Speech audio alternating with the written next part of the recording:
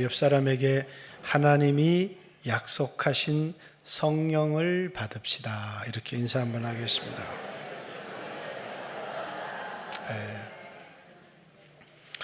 2002년 제가 6월에 뉴욕에 있었습니다. 그런데 이제 유저지 어떤 한 교회로 한인들이 모이라고, 그래서 이제 뉴저지에 있는 어떤 이름이 생각나지 않는데 큰 교회에 가게 됐습니다. 사람들이 꽹가리를 치고 난리가 났어요. 무슨 일이 일어난 겁니까? 월드컵 같이 이제 뉴욕과 뉴저지에 있는 한인들이 큰 교회를 빌려서 거기서 이제 월드컵 이제 응원을 했습니다. 그래서 저도 같이 응원도 하고 뭐 도넛도 먹고 커피도 마시고 이렇게 즐겁게 시간을 보내서 이제 뉴욕을 떠날 때 한 한인으로부터 이런 얘기를 들었습니다. 이민 이 긴 역사 가운데 이 한인들이 하나되어진 것은 이번이 처음이다라는 얘기를 들었습니다. 그러니까 한인 사회가 계속 갈라졌다가 이 축구를 통해서 하나가 되어진 겁니다. 그죠? 축구 충만이 이룬 그 하나됨의 역사죠. 한국에서도 여러분 요즘도 축구 경기를 하면 이제 통닭도 잘 팔리고 맥주집도 잘 되고 이렇습니다. 술집도 잘 되고. 그런데 이제 그때 한국에서는 어떤 맥주 가게 아저씨가 오늘 맥주는 다 공짜라고, 통닭집 아저씨도 오늘 파는 통닭은 다 무료로 준다고, 이렇게. 왜? 그날이 이제 내가 돈을 벌 수 있는, 이익을 올릴 수 있는 굉장히 큰 찬스고 기회인데 축구로 충만해지니까 그 이기심이 다 사라지면서 너무너무 행복해하면서 술도 공짜로 주고 이게 통닭도 공짜로 주는 일들이 우리에게 일어났죠. 그리고 이제 축구 경기를 보면서 아는지 모르는지는 모르지만 부둥켜 안고 막 뛰기 시작합니다. 그죠? 그런 축구라는 경기가 없으면 당신이 뭔데 나를 안고 뛰냐고 그럴지 모르지만 그 축구 경기장에서 사람들은 다 아는 사람의 손을 잡고 뛰는 게 아니라 알든 모르든 하나가 되어서 막 이렇게 손을 잡고 뛰기도 않고 부둥켜 안기도 하고 하는, 뭐가요? 축구 충만이 이룬 그런 역사입니다. 성령이 충만하면 어떤 일이 일어날까요? 축구에 충만해도 이런 역사가 일어났는데, 여러분 성령의 충만함을 받게 되면 어떤 역사가 일어날까? 여러분들에게 성령의 충만함을 받아본 그런 경험이나 기억들이 있는지 모르겠습니다. 제정신이 아니죠. 그죠? 주님을 위해서 목숨을 바치겠다고 하기도 하고, 사람들의 삶에 내가 부자가 된 것도 아니고 내 삶에 어떤 역사가 일어난 것도 아닌데 성령의 충만함을 받으면 내 이 마음의 속에서부터 놀라운 변화들이 일어나기 시작하더라는 겁니다. 저는 87년도 선교단체 수련회에 참석을 했습니다. 첫째 날도 둘째 날도 수련회에 참석한 사람들은 나하고는 전혀 이질적인 집단들이었습니다. 뭐 방언을 하기도 하고 기도하는데 왜 우는지 이해도 잘 되지 않고, 제가 그 자리가 굉장히 불편했습니다. 그래서 목요일이 되었는데 거기 온 새로운 신자들이 한 사람 한 사람 예수 믿는다고 고백하면서 침례를 받는데, 그래서 아직도 예수 안 믿는 사람 손을 들어보라 그래서 손을 들었더니 제 혼자였습니다.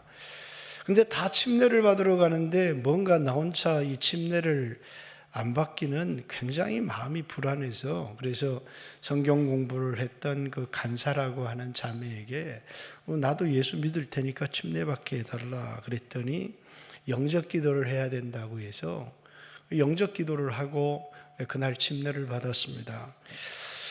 오늘 박은정 집사님이 제 간증을 알고 했던 건지 모르겠지만 그날 밤에 이제 사람들이 여러분들도 그런 체험이 있는지 모르지만 저를 눕혀놓고 할렐루야 하세요, 할렐루야 하세요. 아무리 할렐루야를 해도 할렐루야, 할렐루야 빨리 하세요. 아무리 그래도 저는 방언이라고 하는 걸 경험을 못했습니다. 그런데 찬송가 388장이죠. 마귀들과 싸워. 그러면서 이 후렴구 영광 영광 할렐루야. 그런데 제게 방언이 터지기 시작했습니다. 이 사도행전에 말하는 방언은 정확하게 다른 언어, 다른 나라의 언어고, 오늘 우리가 얘기하는 방언 기도는 사람들이 알아듣지 못하는, 그러니까 사도행전 2장과 다른 고린도서에 나오는 방언 기도가 이렇게 터지기 시작한 겁니다. 그런데 나에게 변화가 일어나기 시작하는 겁니다. 그 변화가 어떤 변화가 일어나기 시작했느냐 하면 내 생애에 있어서 예수님 십자가보다 이전에는 2000년 전에 십자가에 죽은 예수가 나하고는 아무런 상관이 없는데 그 순간 세상의 모든 걸 다 뺏겨도 십자가에 달린 예수님이 나를 위해서 죽으셨다는 이 사실만큼은 잊어버리면 안 되겠다. 이것이 나에게 가장 소중한 보물이 되기 시작을 했습니다. 이제 뿐만 아니라 이제 수없는 대학생들이 있고 캠퍼스에 돌아와서 학교 생활을 하는데 아무리 봐도 이 세상에 나보다 하나님의 사랑을 받는 사람이 없는 것 같고 이 세상에 나보다 가치 있고 귀한 사람이 없는 것처럼 내 자신의 존재가 너무너무 소중해지기 시작했습니다. 뿐만 아니라 미래에 대한 염려와 두려움들도 다 사라지기 시작을 했습니다. 뭐가요? 성령님이 저에게 가져다 준 변화. 저는 부자가 된 것도 아니고 그때 고시 공부를 하고 있었는데 고시 합격한 것도 아닌데 제 안에, 제 마음속에 그런 변화들이 일어나기 시작했습니다. 3, 4년이 지나서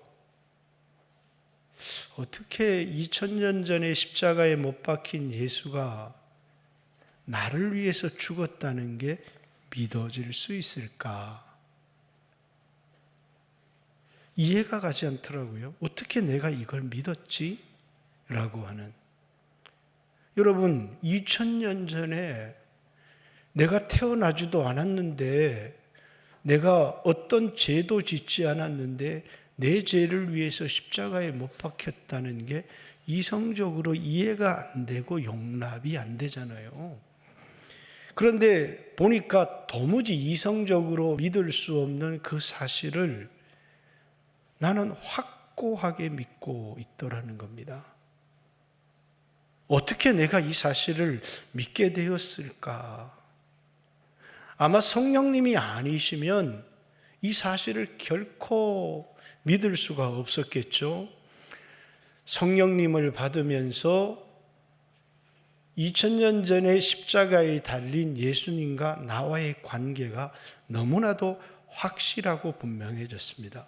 그분과 나는 아무런 상관이 없는 인생을 살았지만 2000년 전에 십자가에 못 박힌 예수와 오늘 내가 살아가는 나와 아무 관계없던 내가 성령으로 말미암아 나를 사랑하사 나를 위해서 십자가에 죽으신 예수님이라고, 그분이 나를 사랑하셨다고, 나를 위해서 십자가에 죽으셨다고, 이제 그런 고백이 확고하게 믿어지기 시작한 겁니다.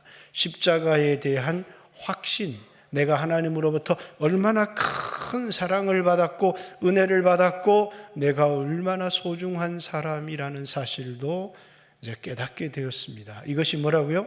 내가 하나님의 성령을 경험하게 되면서부터 내가 부자가 된 것도 아니고 또 내가 시험에 합격한 것도 아니고 내 삶에 일어난 변화는 없어요. 그러나 내 마음속에 변화가 일어나기 시작한 겁니다. 그 사건이 오늘 저를 이 자리까지 이제 오게 만들었을 것입니다. 한국 교회는요, 성령을 사모하는, 그래서 한때 막 성령 충만을 위해서 기도를 많이 했어요. 막 성령 충만하게 해주십시오. 성령 충만하게 해주십시오. 그래서 이제 이렇게 왜 성령 충만해야 합니까? 이렇게 물으니까 성령 충만하면 부자가 된대요. 성령 충만하면 자식이 서울대학교를 합격한대요. 그래서 이런 생짜 거짓말이 어디 있나. 왜? 저는 성령 충만해서 시험에 합격한 적이 없어요. 대학교 성적이 그렇게 좋지도 못했어요. 왜? 성령 충만한다고 모든 게 형통하게 잘 풀리는 것은 아닌데, 성령 충만이 어떤 변화를 가지고 왔어요? 내 안에 나를 생각하는 변화를 가지고 오게 되었고, 내 인생에 대한 확신과 담대함을 가지기 시작했고, 그리고 내 자신을 바라보는 자아상이 바뀌기 시작했고, 그것이 성령의 충만함이 저의 인생에 가져다준 중요한 결과였다라는 것입니다. 오늘 본문은 오순절에 일어난 사건을 기록하고 있어요. 그죠? 사건은 아주 단순합니다. 함께 모였는데 누가요? 마가의 다락방에서 120명의 문도가 예수님을 따르는 사람이 모였는데, 오순절이라고 하는 것은 6월절, 예수님이 십자가에 달리고 50일째 되는 날, 이걸 오순절 이렇게 얘기를 합니다. 6월절을 기준으로 50일째 되는 날, 그래서 구약에는 맥추절이라고도 하고 칠칠절이라고도 하고 오순절이라고도 하는데, 예수님이 부활하시고 40일 동안 제자들과 함께 하시고 떠나시면서 약속하신 성령을 기다려라, 이렇게 예루살렘을 떠나지 말고 약속하신 성령을 기다려라. 성령이 너희에게 임하면 너희가 권능을 받고 예루살렘과 온 유대와 사마리아와 땅끝까지 이르러 내 증인이 되리라. 기다려라 라고 하는, 누굴 기다리라고요? 성령을 기다리라는 그 말을 듣고 이제 예루살렘에서 마가의 다락방에서 그들은 기도하며 성령이 임하기를 기다렸는데, 오순절이 이름에 예수님이 부활하시고 승천하시고 50일째 되는, 부활하신 지 이게 뭡니까? 승천하신 지 10일째 되는 날, 이제 뭐가 들리기 시작했느냐면 하늘로부터 불어오는 급하고 강한 바람 소리가 그 집에 가득했다, 이렇게 얘기를 합니다. 예수님이 누가복음 3장에 침례를 받고 무릎을 꿇고 기도할 때 성령이 비둘기같이 예수님께 이렇게 임하였는데, 이 모인 무리 속에는 성령이 비둘기처럼 이렇게 임한 게 아니고, 이 집에 하늘로부터 급하고 강한 바람 같은 소리가 온 집에 가득했다. 그리고 불의 혀같이 갈라지는 것이 각 사람 위에 임하더니, 이렇게 얘기를 합니다. 그리고 그 모든 사람이 다 성령의 충만함을 받았다. 오순절날 그들이 성령의 충만함을 받고 그리고 나가서 말을 하는데, 어떤 일이 일어났느냐면, 오늘 우리처럼 랄랄라라는 말을 한 게 아니라 오순절이었기 때문에 이제 각국에 있었던 많은 사람들이 예루살렘에 모인 겁니다. 유대인들은 이제 이 3대 절기에는 예루살렘에 모여야 돼요. 이 디아스포라 유대인들뿐만 아니라 이방인들 가운데 유대교로 전향한 사람들도 세 절기, 6월절, 오순절, 맥추절이라고 하던 오순절, 그리고 우리가 말하는 장막절, 초막절, 수장절이라고 하는 똑같은 이름입니다. 이 절기에 그들은 예루살렘에 모이는데, 그러니까 디아스포라 유대인들이 예루살렘에 다 모인 겁니다. 원래는 이제 8만 명 정도가 예루살렘에 사는 거주 인원이었는데, 이 절기에 이르면 100만이 넘는 유대인들이 예루살렘에 모였다고 합니다. 그런데 그들은 뭡니까?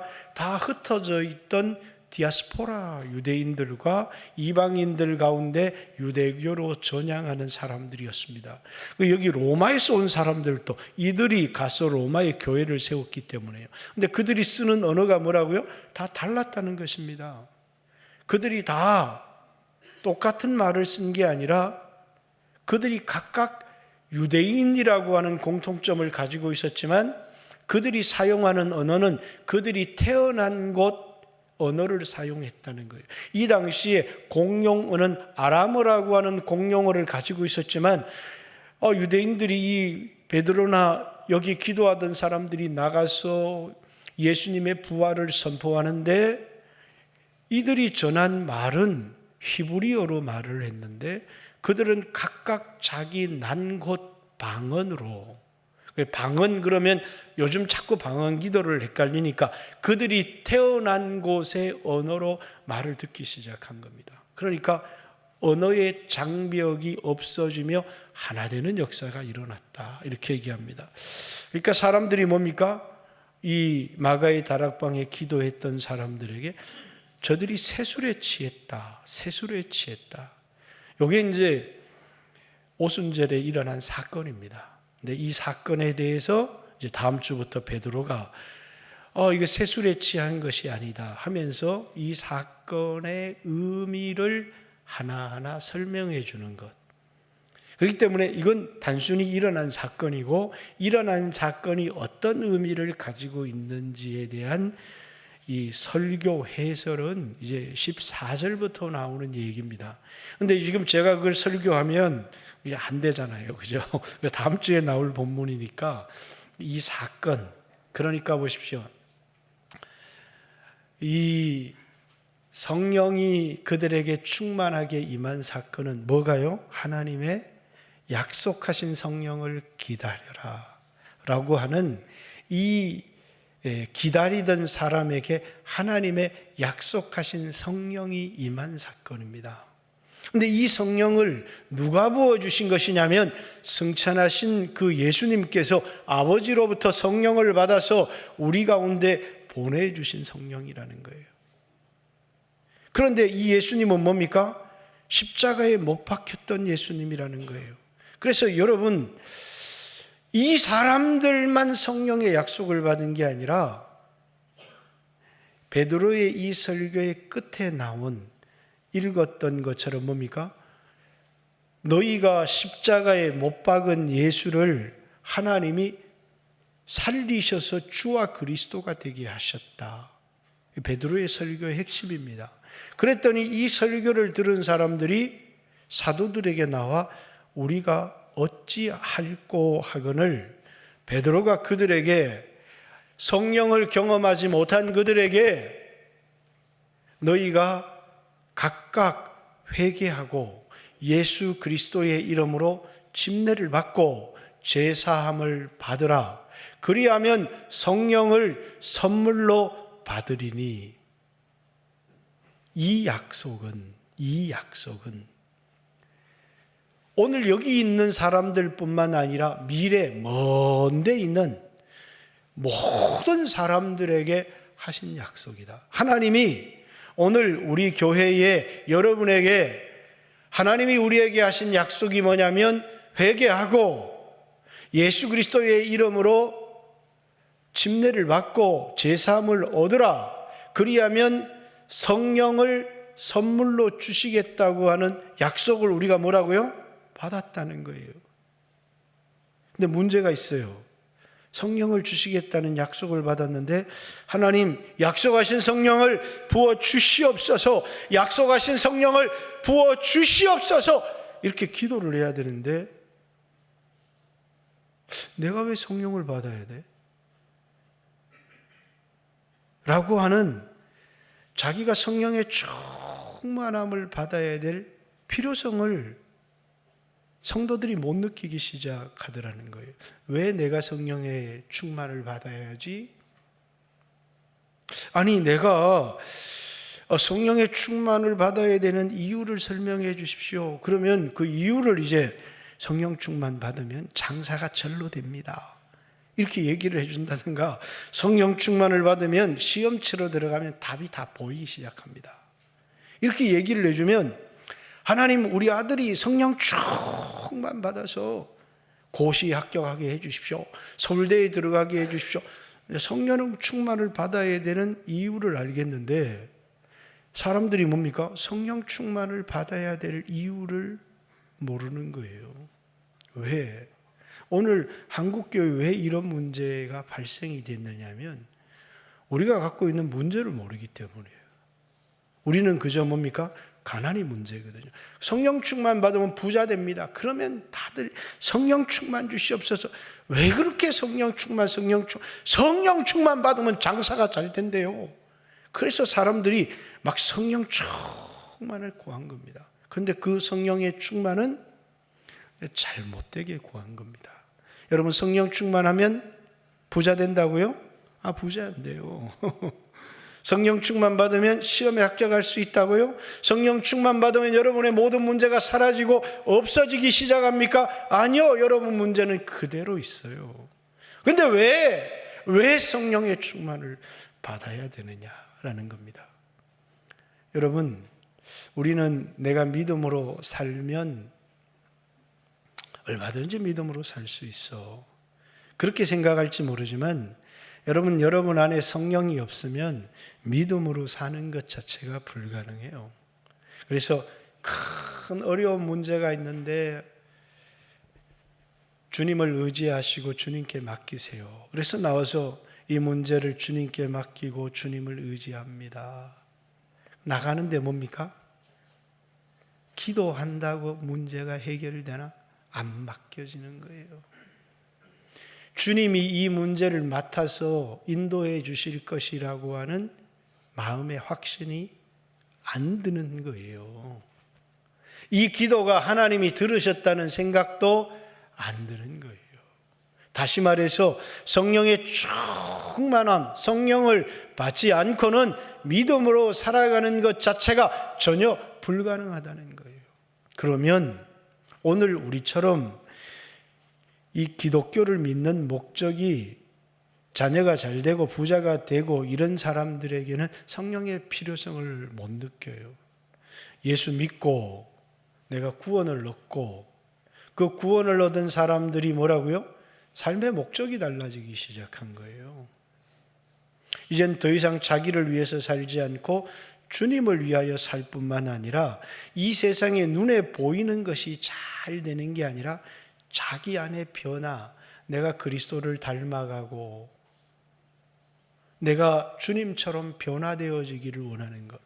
우리의 문제가 물질의 가난의 문제도 있고 우리의 문제가 육체가 병드는 문제도 있지만 여러분, 그 문제밖에 보이지 않습니까? 진짜 문제는, 하나님 앞에 비춰진 문제는 내 자신의 문제가 아니에요. 너무너무 이기적이고 자기중심적이고 죄악에 휩싸여 있는, 그런데 성령의 충만함을 받게 되면 뭐가 일어난다고요? 내 안에서 내가 변하기 시작한다는 거예요. 어떤 사람으로요? 그리스도를 닮은 사람으로 바뀌어지기 시작하고, 그래서 이제는 내가 예수님의 공로로 구원을 얻은 하나님의 자녀가 되었을 뿐만 아니라 내 자신이 변화되어서 그리스도를 닮은 사람이 되어져가는 첫 번째 변화가 일어나고, 그 다음에 성령의 충만을 받으면 성령에 붙들려서 이 세상에 썩을 것을 위해서 살아가는 게 아니라 하늘의 영원한 것을 위해서 살아가기 시작하는 거예요. 성령 충만이 우리에게 가져오는 가장 중요한 변화는 내 자신이 변화가 일어난다는 것과, 또 하나는 뭐라고요?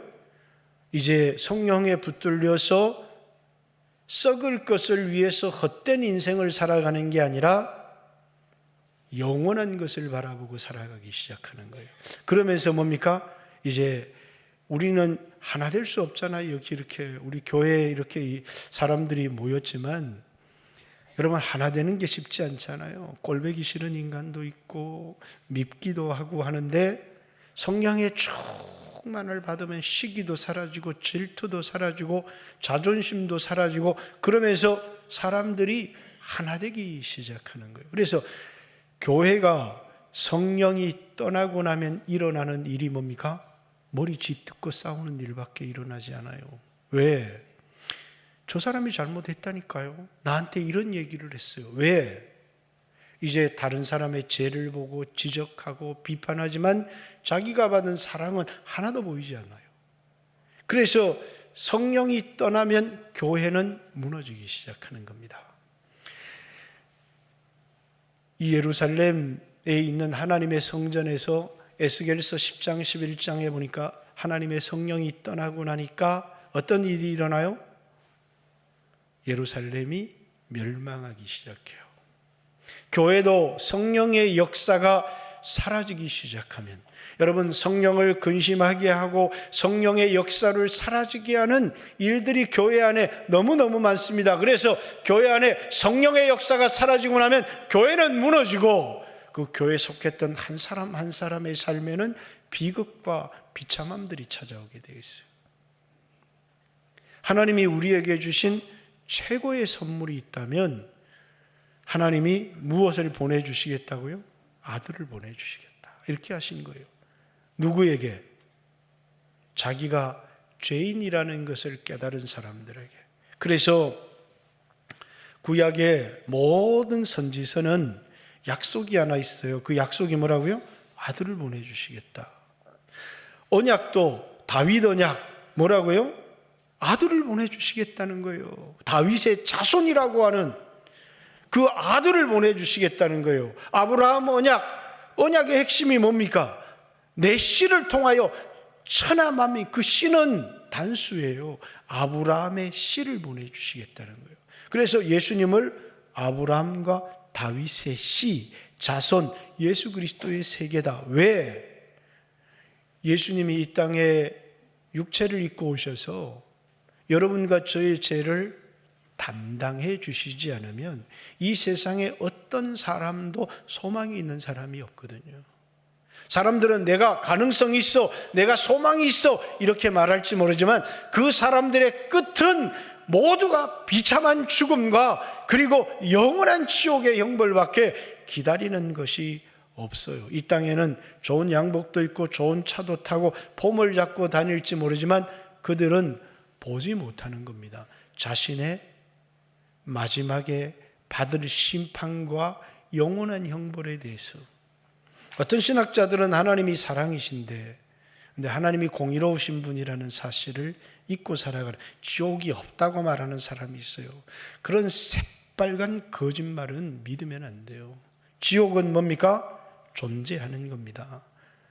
영원한 형벌은 우리에게 존재하는 겁니다. 누구에게? 죄인들에게. 그런데 예수님이 이 땅에 오셔서 십자가의 죽으심을 통하여 그것을 믿는 사람들마다 의롭다고 의롭다라고 하는 이것은 법정 용어잖아요. 무죄가 선언되는 겁니다. 저도 죄를 많이 지었지만 하나님의 법정에서 저에게 하나님이 뭡니까? 의롭다 이렇게 선언해 주시는 거예요. 누구 때문에? 예수님 때문에. 예수님으로 말미암아 내가 의롭게 되어졌다는 거예요. 내가 가진 의는 율법의 행위에서 난 것이 아니라 예수 그리스도를 믿는 믿음에서 난 의니라고 빌립보서 3장 9절에 바울도 고백하고 있듯이, 무엇이 문제인 것을 깨달은 겁니까? 우리가 죄인이고 우리가 영원히 지옥불에 떨어질 그런 운명이라는 것을 깨달은 사람들에게, 그래서 그 근거가 뭐냐면 율법이에요. 그래서 모든 선지서는 율법의 근거에서 너희가 저주와 심판을 받을 거라는 것. 그 선언을 받은 사람들에게 하나님이 소망을, 아들을 세상에 보내주시겠다. 그게 복음이에요. 그래서 로마서 1장 2절에 복음은 뭐라고요? 선지자들이 그 아들에 관하여 우리에게 약속하신 것인데, 이 아들로 말하면 육신으로는 다윗의 혈통으로 나셨고 성결의 영으로는 죽은 자 가운데 부활하신 예수님이십니다. 이렇게 복음은 예수님이신데 선지자들이 뭡니까? 우리가 죄인이라는 것을 깨닫게 해서 영원한 형벌 앞에 있는 우리들에게 선지자들이 아들을 보내주시겠다, 아들을 보내주겠다 이렇게 약속한 거예요. 그 아들을 기다리는 사람들이 있었어요. 메시아 대망사상이라고 해요. 그래서 예수님이 오셔서 우리의 죄를 담당하시고 우리가 구원을 얻었습니다. 그럼 끝난 거 아니에요? 근데 예수님이 가시면서 우리에게 뭐라고요?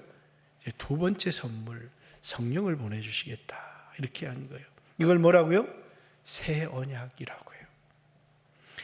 우리 모두가 예수님을 영접해서 구원을 얻었지만 구원을 얻은 우리들에게 하나님이 뭡니까? 성령을 보내주시겠다. 예루살렘을 떠나지 말고 약속하신 성령을 기다려라.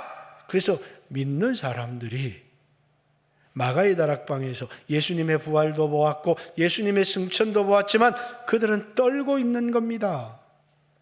그들은 믿음을 지속할 힘을 갖고 있지 못한 겁니다. 예수를 증거할 힘을 갖고 있지 못하고 그들은 내가 이 예수의 부활의 증인이 되리라 하지만 할 수 없는 것이고 그들의 삶에 핍박이 찾아오고 두려움이 찾아오면 그들은 꺾일 수밖에 없는 연약한 존재들입니다. 그런데 4장에 예수 믿는 사람들을 가두고 때리고 합니다. 우리가 너희 말 듣는 것이 옳겠느냐 아니면 하나님의 아들 예수님 말씀을 듣는 것이 옳겠느냐. 그러면서 그 핍박을 받던 사람들이 모여서 기도하기 시작했더니 모인 곳이 진동하더니 그들이 다 성령의 충만함을 받고 뭐라고요? 두려워하지 않는 겁니다. 나가서 담대히 복음을 증거하니라. 하나님이 여러분과 저에게 순교의 자리에 서게 할 때 우리 힘으로 결코 순교할 수가 없습니다. 여러분 순교를 한번 생각해 보신 적이 있습니까? 우리 힘으로 누가 순교를 할 수 있겠습니까? 그러나 성령의 충만함을 받게 될 때 그럴 수 있는 힘과 담력을 가지게 되는 겁니다. 여러분과 저로 하여금 하나님의 사역과 사명을 감당할 수 있도록 신앙은 내 결단, 내 결심도 전혀 필요하지 않는 건 아니에요.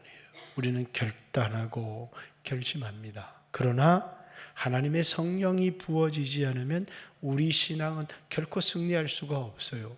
뿐만 아니라 이 마음, 우리 안에 음란한 생각도 가득하고 물질에 대한 탐욕도 가득하고 어떻게 할 수가 없는 겁니다. 그러나 성령의 충만을 받으면 뭡니까? 우리는 생각이 바뀌고 우리는 살아가는 삶의 목적이 바뀌는데 그 바뀌어진 내가 뭡니까? 나는 이런 내가 싫어. 그것이 아니라 정말 영원한 것, 값진 것을 위해서 살아갈 수 있도록 예수님은 모든 인류를 위해서 누구든지 예수 믿으면 구원을 얻습니다. 물론 하나님의 선택한 사람이 있지만 보내셨지만 성령님은 누구에게 보내진 거라고요? 믿는 사람들에게. 믿음으로 살아갈 수 있도록 예수를 증거하는 삶을 살아갈 수 있도록 그리고 변화되어질 수 있도록 그리스도를 닮은 사람으로 변화되어질 수 있도록 그리고 하나 될 수 있도록 하나님이 우리에게 성령을 부어주신 거예요. 그런데 목사님 저는 신앙생활을 잘하려고 마음을 먹었는데 잘 안 됩니다. 안 됩니다. 왜?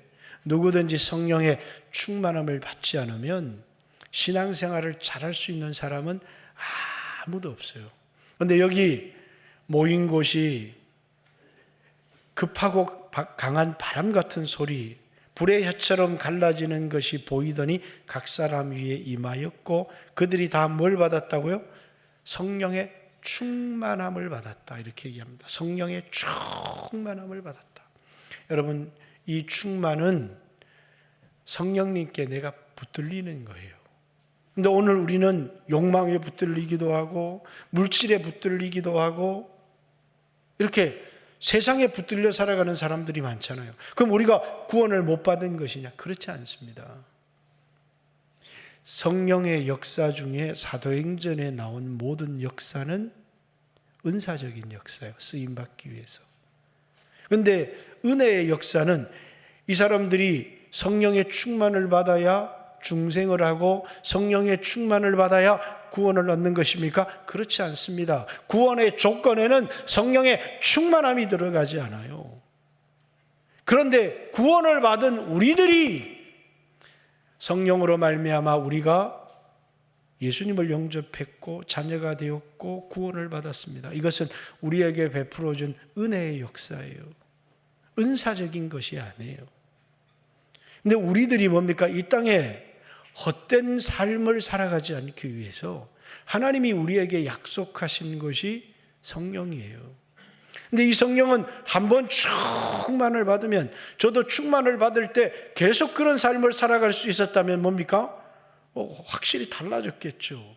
그런데 성령의 충만은 일용할 양식처럼 날마다 하나님의 새로운 성령의 기름 부음이, 그래서 여러분이 한때 은혜를 받았지만 마음이 식어버린 사람도 있고 세상으로 돌아가는 사람도 있고 육신적인 삶을 살아가는 사람도 있는 것은, 왜냐하면 성령의 충만은 계속 유지되는 것이 아니기 때문이에요.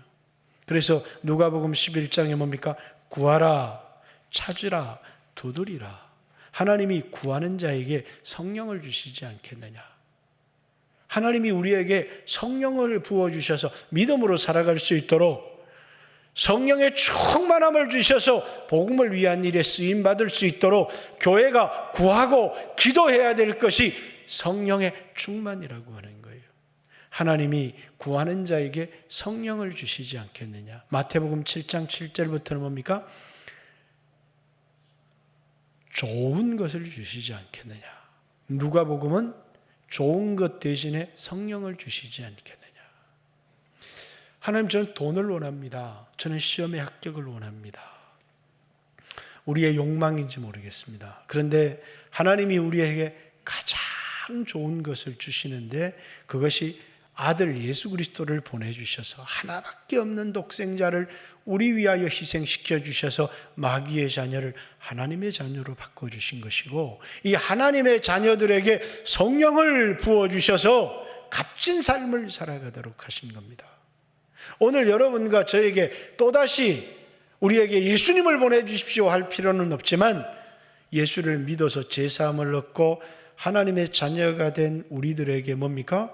하나님이 성령을 부어주셔서, 그래서 교회는 성령의 역사가 떠나면 교회는 무너지는 것이고, 하나님이 그 교회에 성령을 부어주시면 그 교회는 생명력을 가지고 시대를 막론하고 복음을 증거하는 사람이 되게 돼 있고, 그 사람은 값진 인생을 살아갈 수 있게 되어져 있다는 겁니다.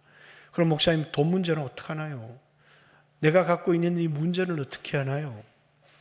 아무것도 두려워하지 말고 모든 일에 기도와 간구로 너희 구할 것을 감사함으로 하나님께 아뢰라. 모든 지각에 뛰어난 하나님의 평강이, 왜? 내가 가지고 있는 문제를 믿음으로 기도하기 시작하는 거예요. 믿음으로 하나님께 맡기기 시작하고, 성령으로 하지 않으면 맡겨지지 않더라는 겁니다.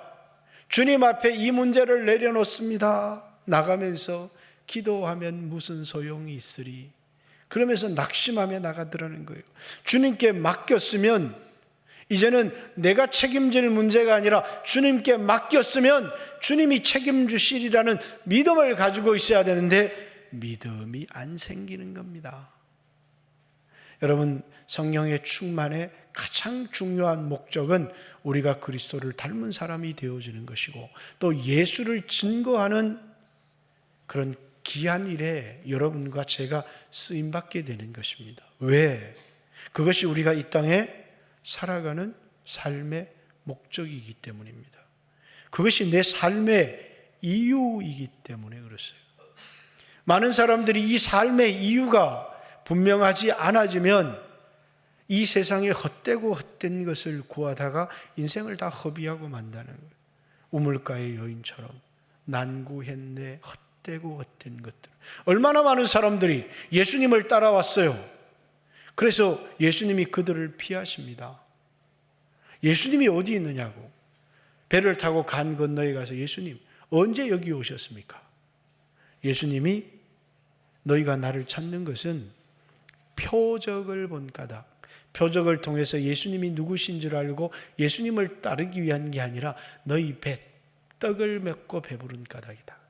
썩을 양식을 위하여 일하지 말고. 얼마나 수없는 사람들이 썩을 양식 때문에 예수님을 따릅니까? 그렇게 해서라도 많은 사람들이 예수를 믿으면 좋을지 모르지만 예수님은 하나도 기뻐하지 아니하셨어요.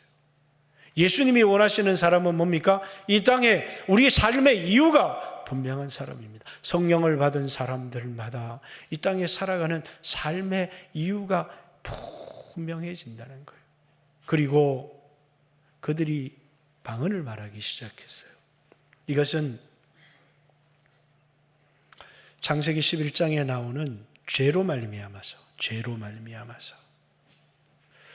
하나님께서 언어를 혼잡하게 했어요. 더 이상 교만한 죄가, 하나님을 대적하는 죄가 사람들에게 퍼져가지 않도록. 그런데 이 오순절날 하나님께서 언어를 하나로 만드셨어요. 우리는 캄보디아 가서 선교를 하는데 제일 어려운 게 뭐예요? 언어예요. 그래서 언어를 이렇게 얘기를 해서 복음을 전하면 좋을 것 같은데 복음이 전해지지 않아요. 복음은 뭐라고요? 성령으로 전할 때, 성령이 역사할 때 하나 되게 만들어주시는 거예요. 복음이 증거되어지고 그들이 받아들이려 하는 역사는 성령으로 하시는 역사지, 언어를 배운다고, 물론 우리가 장기 선교사로 살아가는데 우리에게 필요한 건 중요한 언어이고 그들에게 복음을 전달할 수단도 언어이지만, 그러나 복음이 전해지는 건 언어로 전해지는 것이 아니라 성령으로 전해지는 것이라는 사실이에요.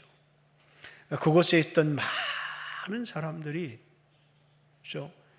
성령의 역사로 복음을 받아들였고 그날 회개하고 예수님을 믿고 제자가 된 수가 3,000이 더해졌더라. 그들이 흩어졌습니다. 전 세계로. 그리고 그곳에 자기가 모인 곳에서 교회를 세우기 시작했어요. 그래서 로마 교회도 이 흩어진 사람들에 의해서 세워진 것이죠.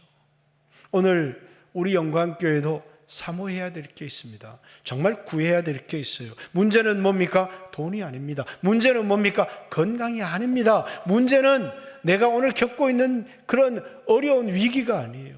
그 위기는 내가 내 인생의 목적을 찾고 주님께 맡길 때 넘어가는 겁니다. 광야를 통과하는 것이고 넘어가는 것이고.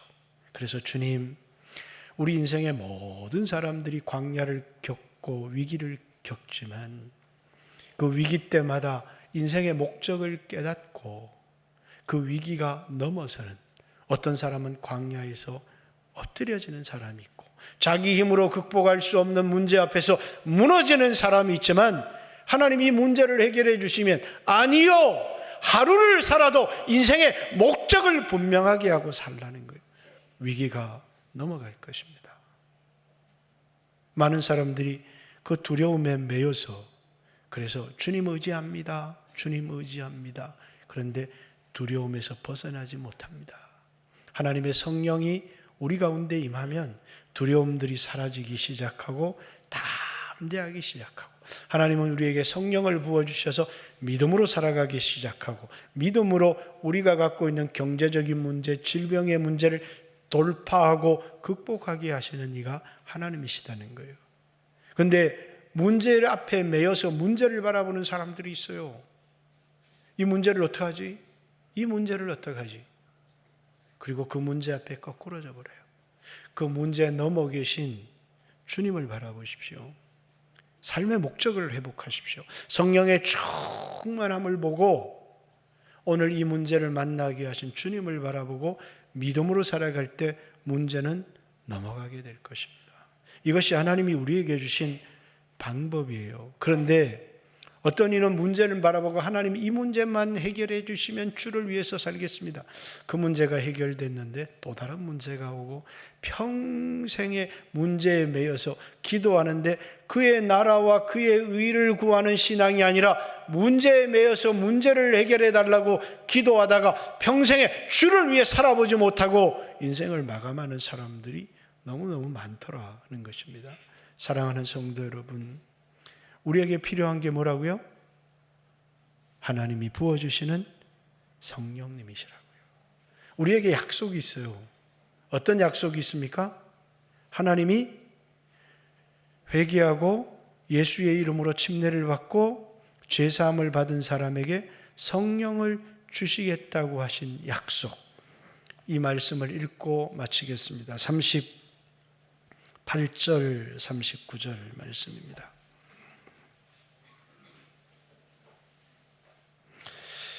베드로가 이르되 너희가 회개하여 각각 예수 그리스도의 이름으로 침례를 받고 제사함을 받으라.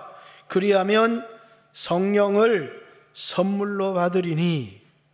이 약속은 이 설교를 하고 있는 베드로도 주님으로부터 예루살렘을 떠나지 말고 약속하신 성령을 기다려라. 마가의 다락방에 기도하다가 성령의 충만을 받았고, 그리고 이 약속은 너희와 너희 자녀와 모든 먼데 사람 곧 주 우리 하나님이 얼마든지 부르시는 자들에게 하신 것이라 하고, 우리에게 주신 약속, 회개하고 예수의 이름으로 침례를 받고 제사함을 받으라. 그리고 하나님이 부어주실 성령을 사모하라는, 우리에게 성령을 부어주십시오. 이 약속을 붙들고 우리 교회도 성령의 충만함을 받아서 여러분의 경제적인 삶이 나아지기를 원합니다. 건강도 좋아지기를 원합니다. 자녀도 잘 되기를 원합니다. 그러나 성령의 충만함을 받고 여러분 자신이 변화되어지고 그리스도께 붙들려 쓰임받는 사람이 되어서 하나님이 여러분의 환경까지도 변화시켜 주시는, 성령의 역사는 환경의 변화로 일어나는 게 아니라 우리의 마음에서부터 우리를 새롭게 하시는 변화, 그런 은혜가 우리 영광교회 가운데 충만하게 임하기를. 이번 한 주간도 하나님, 저는 성령이 필요합니다. 하나님이 저에게 성령의 충만함을 부어주십시오. 특별히 예수 믿는 나에게 약속하신 성령을 부어주세요. 예수 믿는 나에게 약속하신 성령을 부어주세요. 그 약속을 붙들고 기도하는 영광교회 모든 성도들이 되시기를 주님의 이름으로 축복합니다. 같이 한번 주여 하시고 뭘 구하자고요? 나에겐 성령님이 필요합니다. 믿음으로